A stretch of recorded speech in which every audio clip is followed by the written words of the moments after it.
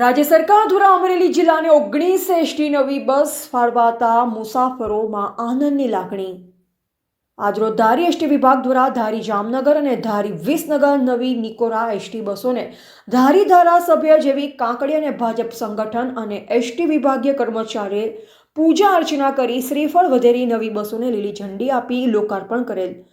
ધારાસભ્યશ્રીએ વધુમાં જણાવ્યું કે ધારી વિધાનસભામાં ટોટલ 6 બસો નવી ફાળવેલ, જેમાં ધારીથી દરેક યાત્રાધામ માટે એસટી બસો શરૂ કરવામાં આવશે અને હજુ પણ વધારે ધારી ડેપોને નવી બસો ફાળવવાની બાકી છે ને નવા રૂટો પણ શરૂ કરવામાં આવશે। રિપોર્ટર બિપિન રાઠોડ, જિલ્લા બ્યુરો ચીફ, અમરેલી।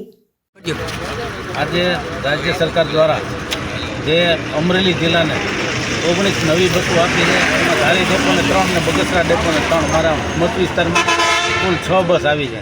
આ લોંગ રૂટમાં નવી બસો આપવાની છે અને જ્યારે હર્ષભાઈ સંઘવીએ જ્યારે નિર્ણય કર્યો છે કે બધી બસો જ્યારે વધારેમાં વધારે નવા રૂટ અને યાત્રાધામના રૂટ શરૂ થાય એના માટે પ્રયાસો કરીએ।